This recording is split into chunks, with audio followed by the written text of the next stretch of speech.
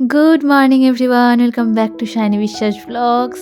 সকালটা আজকে শুরু করছি মায়ের হাতের পিঠে পুলি দিয়ে। গতকালকের ব্লগেই সবাই দেখেছো যে মা বানাচ্ছে পিঠে পুলি, দাদা এসেছে বলে কথা। তো আজ সকালবেলা ব্রেকফাস্ট আমরা করছি পাটিসাপটা আর দুধ পুলি দিয়ে। মালপোয়াটাও আছে, ওটা পরে খাবো। তো আমি এখানে বসে আছি, শুরু করব করছি না, কারণ বাবা মা সবাই একসঙ্গে আসবে। রোদের মধ্যে বসে আমরা রোদ পোহাবো, গল্প করব, প্রিয়ানকে নিয়ে সময় কাটাবো আর ব্রেকফাস্ট করব। যে কোনো কিছুই একসঙ্গে বসে খাওয়ার মজাটাই আলাদা, তার মধ্যে যদি হয় স্পেশাল কোনো খাওয়া দাওয়া। আর 5টা খাবারের সঙ্গে এর কোনো তুলনা হবে না, কারণ এগুলো বছরে একবারই করা হয়। আর এখন আমাদের যে কোনো নতুন খাওয়া দাওয়া মানেই কিন্তু প্রিয়ানের প্রথমবার ট্রাই। এতদিন যেমন প্রিয়ানকে লবণ মিষ্টি কোনো কিছুই দেওয়া হতো না, তাই ও অনেক খাওয়া থেকে বঞ্চিত থাকতো। বাট 9 মাসের পর থেকেই ডাক্তার বলেছে ওকে হালকা হালকা সবই খাওয়াতে, মানে ওই ইন্ট্রোডিউস করাতে। তাই এখন আমরা সব কিছুই হালকা হালকা একটু ইন্ট্রোডিউস করানোর চেষ্টা করি। যেমন আজ ওকে প্রথমবার দেওয়া হবে মাছ। এর আগে কখনো মাছটা দেওয়া হয়নি, 1-2বার ওই আর কি ছোঁয়ানো হয়েছে জাস্ট। বাট আজ বাবা মাছ এনেই বলেছিল ওর জন্য একটা ছোট মাছ ভাজা তুলে রাখতে। ভাতের সঙ্গে খাইয়ে দেখব কেমন খায়, ওর কি পছন্দ অপছন্দ সেটাও এখন থেকেই ধীরে ধীরে না ট্রাই করলে আমরাই বা কী করে বুঝবো। সকালটা মন প্রাণ ভরে ব্রেকফাস্টটা তো করে নিয়েছি, এবার চলবে প্রিয়ানকে নিয়ে যুদ্ধ। এই সময়টা বাড়ির সামনে এত সুন্দর রোদ থাকে, ওকে ধীরে ধীরে রেডি করি আমরা স্নানের জন্য। আর ছোটবেলায় স্নান করতে একদম না চাইলেও এখন কিন্তু জলের সাথে খেলা করতেও ভীষণ ভালোবাসে। তবে আজ মা বলেছিল শুধু মাথাটা ধুইয়ে দেবে, দেখা যাক প্রিয়ানবাবুর কি ইচ্ছে হয়। যে কোনো জিনিস নিয়েই এখন ওর বড্ড বেশি কৌতূহল।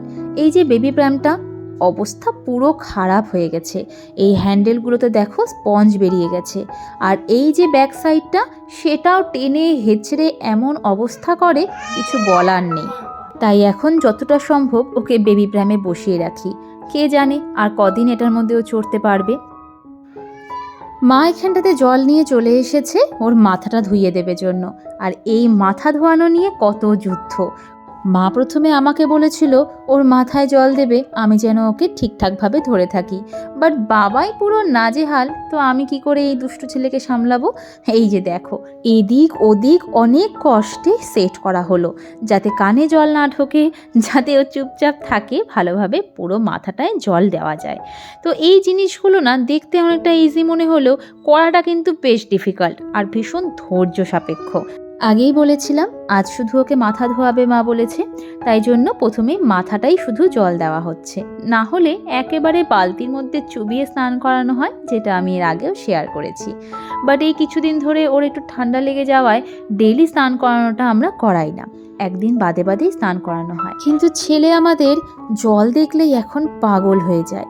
এই যে জলটা ওখানে রাখা হয়েছে সেটা দেখার পর থেকে জলে নামার জন্য ব্যস্ত হয়ে গেছে। মা যতই ওর মাথা মুছাচ্ছে মুখ মুছাচ্ছে না কেন, ওর মন কিন্তু সেই জলের বালতির দিকেই। আর নাতির কিছু ইচ্ছে হলে দাদু দিদা সেটা পূরণ করবে না তাই কখনো হয়। বাবা বলা শুরু করলো ওকে জলে নামিয়েই দাও আজকে। মা 1-2বার মানা করলেও শেষমেশ বাবার কথাতেই রাজি হতে হলো যে না, ওর যখন ইচ্ছে হয়েছে স্নান করানোই যাক। আমি তাই ঘর থেকে নিয়ে এলাম তেল, কারণ স্নানের আগে তেল মালিশটা মাস্ট, বিশেষ করে শীতের সময়টা। প্রথম দিকে 5-6 মাস তো ওকে কোনো তেল মালিশ করাই যায়নি, বাট এখন যখন তেলটা স্যুট করেই গেছে তখনই তেল মালিশের হাত থেকে কোনো রেহাই নেই পকশোনার। এখানটাতে ড্যাডার কোলে বসে দিদিয়ার হাতে চলবে এখন তেল মর্দন। আর ধীরে ধীরে কিন্তু এই তেল মালিশেও যে একটা আরাম আছে সেটাও প্রিয়ান খুব ভালো করে বুঝে গেছে। শীতের সকাল, এমন সুন্দর রোদ, আর দিদিয়ার নরম নরম হাতের মালিশ। একটু বড় হলে হয়তো নিজেই বলবে তেল মালিশ কোলে দাও, কিন্তু এখন তো ছোট, যেটাতে আরাম পায় সেটা সুন্দর মুখ বুজে শুয়ে নেয়। আর যখনই কিছু বিরক্ত হয় চিৎকার করে বাড়ি মাথায় তুলে ফেলে। ওদের মনের ভাব বোঝানোর তো এই একটাই উপায়, চিৎকার নয় হাসি। মুখ দেখে বুঝতে হবে ও এখন ঠিক কি বোঝাতে চাইছে। বাট প্রিয়ান যত বড় হচ্ছে ওর অঙ্গি ভঙ্গিও অনেক বেশি বেড়ে যাচ্ছে। আমরাই মাঝে মধ্যে অবাক হয়ে যাই, এইটুকু ছেলের ভাব প্রকাশের এত ভঙ্গি। যাই হোক, একদিক দিয়ে ভালো, কবে যে কথাটা বলা শিখবে সেদিনের অপেক্ষায় এখন। আমরাও বাচ্চাদের কাছ থেকে কত এক্সপেকটেশন রাখি। প্রিয়ান যখন সবে 1 মাস, ও এদিক থেকে ওদিক তাকানো শুরু করেছে, ওটা দেখেই আমাদের কত খুশি। মনে হতো ও হয়তো বুঝে আমাদের দিকে তাকাচ্ছে বা কোনো কিছু দেখার চেষ্টা করছে। পরে জানতে পারলাম 3 মাস সময় লাগে বাচ্চাদের পরিষ্কারভাবে কোনো কিছু বুঝতে বা দেখতে।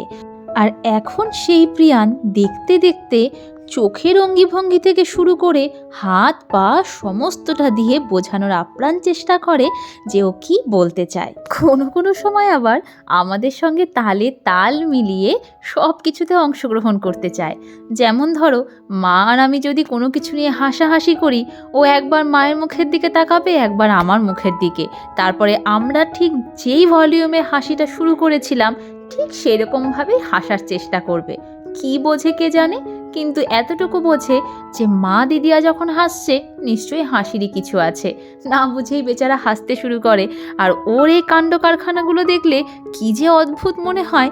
এইটুকু একটা মানুষ, তারও কত চেষ্টা সবার সব কথা বোঝার আর পাল্লা দিয়ে সবার সঙ্গে চলার। আমরা যতটাই ওকে ছোট হিসেবে দেখতে ভালোবাসি, ও হয়তো ততটাই আমাদের মতন বড় বড় হাবভাব করার চেষ্টা করে। এই দুজনের দুটো এক্সপেকটেশন, একজনের বেড়ে ওঠার চাহিদা আর আমাদের ওকে ছোট হিসেবে আরও কটা দিন আদর করার।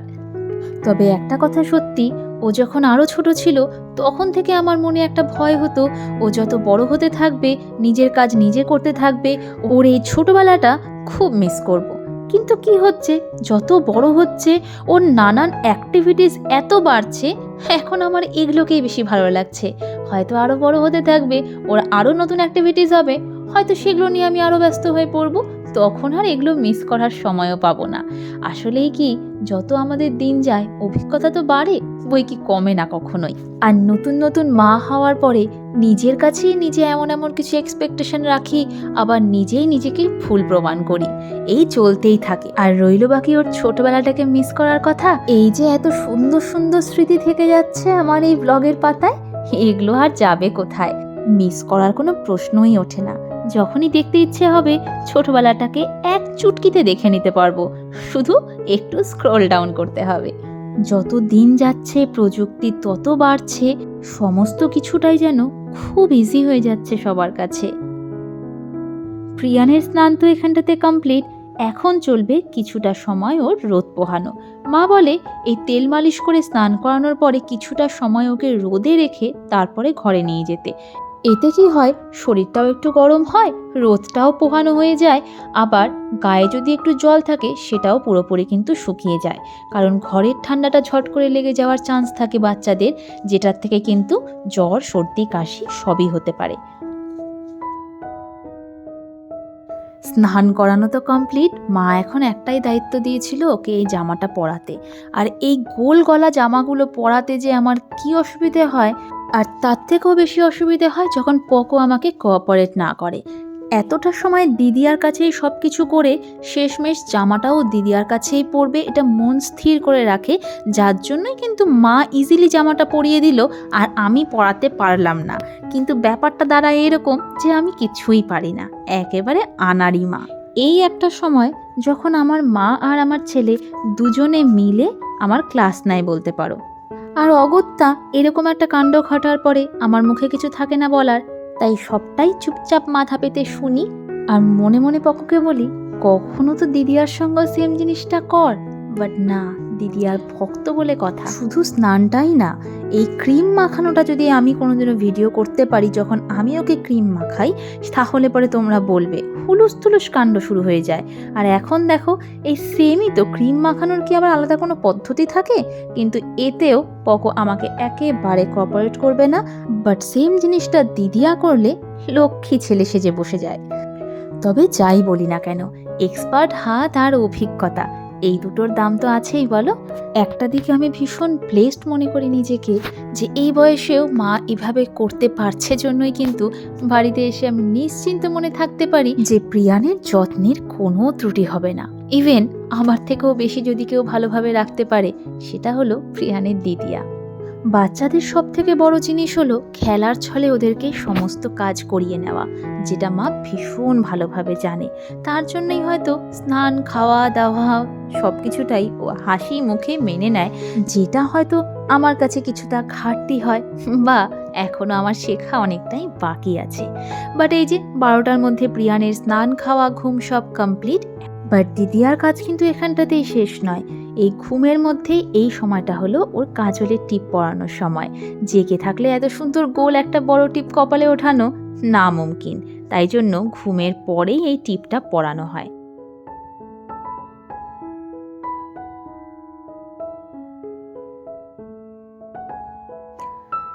তো প্রিয়ান ঘুমানোর পরেই আমি চলে আসলাম একটু রান্নাঘরে। ব্লগের শুরুতেই বলেছিলাম প্রিয়ানকে আজকে মাছ ভাজা খাওয়ানো হবে। এই প্রথম প্রিয়ানের খাবারে মাছ আমি অ্যাড করব। আর লবণ হলুদ মা আগে থেকেই মাখিয়ে রেখেছিল মাছে। একদিকে তেল গরমে বসিয়েছি, আর একদিকে প্রেশার কুকারেও সমস্ত সবজিগুলো দিয়ে দিলাম। খিচুড়িটা হয়ে গেলে মাছটা আলাদা করেই ওকে কাটা বেছে অল্প অল্প করে খাইয়ে দেখব যে কেমন খায়। যদি ভালো খায় আর সব সহ্য হয় তাহলে নেক্সট টাইম থেকে একটু পরিমাণে বাড়িয়ে দেব। আজ জাস্ট অল্প একটু ট্রাই করব। এক এক করে কড়াইতে মাছগুলো ভাজতে ভাজতে ওদিকে প্রেশারে সিটিও পড়ে যাবে, আর একই সঙ্গে কিন্তু প্রিয়ানের খিচুড়িও রেডি হবে আর মাছ ভাজাও সব তৈরি হয়ে যাবে। আজ পর্যন্ত যখন যখন প্রিয়ানকে নতুন কোনো কিছু খাবার অ্যাড করেছি, সেই দিনটা আমার কাছে সব থেকে বড় এক্সাইটমেন্টের দিন হয়েছে। কারণ আমি খুব এক্সাইটেড থাকি এই জিনিসটা প্রথমবার খেয়ে প্রিয়ানের রিয়াকশন কী থাকবে। আর সব মায়েদের মতনই এটাই সবসময় চাই যেন ওর সমস্ত খাবার স্যুট করে, কোনো খাবারে যেন অ্যালার্জি না হয়, কোনো খাবারে যেন কোনো অসুবিধে না হয়। আর দেখেছি ওকে যখন যেটা নতুন নতুন জিনিস অ্যাড করে দিয়েছি এখনও পর্যন্ত ঠাকুরের আশীর্বাদে কোনো কিছু সমস্যা হয়নি। তাই প্রথম প্রথম নতুন যে কোনো জিনিস শুরু করতে একটু তো ভয় থাকেই মনের মধ্যে। যেমন প্রথম যেদিন ওকে গরুর দুধ খাওয়ানো শুরু করলাম, বা প্রথম যেদিন ডিমের কুসুম খাওয়ানো শুরু করলাম, প্রতিটা জিনিসেই কিন্তু মনের মধ্যে একটু দুক কাজ করেছিল। বাট ওই প্রথম ট্রাই করার দিনটাই হয় সব থেকে টাফ। তারপরে সব কিছুই নর্মাল, যে হ্যাঁ ছেলে বড় হচ্ছে, এক এক করে সব কিছু ট্রাই করা হচ্ছে, এরপরে নেক্সট লেভেলের জন্য রেডি হব। এখন যেটা ওর বাকি আছে সেটা হলো চিকেন। তো চিকেনটা এখনই শুরু করব না, সেটা 1 বছর পার হোক, তারপরে ডক্টর কনসাল্ট করে দেখা যাবে। এখানে কিন্তু আমার রান্না আর ওর খাবার রেডি করতে করতে প্রিয়ানের ঘুমও ভেঙে গেছে, আর তারপরে আবারও মা খেলার ছলে ওকে খাওয়াচ্ছে। এই খেলার সময়টা মাঝখানে যেটা আগের দিন বলেছিলাম কার্টুন দেখতে দেখতে খেত বা টিভি দেখতে দেখতে, সেই অভ্যেসটা কিন্তু চেঞ্জ করে দিয়েছি। এখন ওর সামনে কোনো খেলার জিনিস বা বই এগুলো দিয়েই ওকে ভুলিয়ে ভালিয়ে কিন্তু খাওয়ানো হয়, আর ও কিন্তু এটাতেই অভ্যস্ত হয়ে যাচ্ছে। বলে না, বাচ্চাদের ছোট থেকে যেটা শেখানো হয়, যেটা অভ্যেস করানো হয়, ওরা ঠিক সেটাই শেখে। ঠিক তাই এখন যত প্রিয়ান বড় হচ্ছে ওর এই সমস্ত জিনিসগুলোর দিকেও আমরা খুব বেশি করে নজর করছি। এতদিন ছোট ছিল, খুব একটা বেশি কিছু বুঝতো না, যা করতো তাই মানতাম। কিন্তু যখন ও বোঝা শুরু করেছে তখন থেকে যেমন ভালোবাসাটা প্রয়োজন তেমন কিন্তু শাসনটাও। কারণ এই টাইমটাই হচ্ছে ওদের আসল লার্নিং টাইম। যাই হোক, এদিকে আমরাও এখন বসে পড়বো খেতে। আর প্রথম ওকে নিয়ে একজন থাকতাম, বাকি 3 জন খেতাম। কিন্তু এখন ওকে একটা ডিসিপ্লিনের মধ্যে আনা হয়েছে। আমরা যখন খেতে বসি ওকেও ঠিক আমাদের টেবিলের সামনেই এই বেবি প্র্যামে বসানো হয়। আর ও কিন্তু প্রথম একটু কান্নাকাটি করলেও এখন পুরো বুঝে গেছে যে এই সময়টা ফ্যামিলিতে সবার লাঞ্চ টাইম। প্রথমে একটু জেদ করলেও পরে কিন্তু ঠিক চুপচাপ বসে থাকে যতক্ষণ না আমাদের খাওয়া হয়।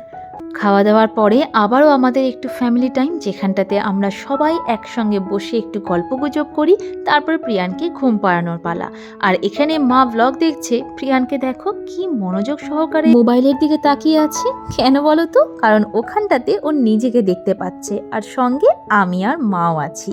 তো যাই হোক, চলো আজকের মতন ব্লগটা আমি এখানটাতেই এন্ড করছি। আজকের পুরো ব্লগটাই প্রিয়ানকে নিয়েই ছিল।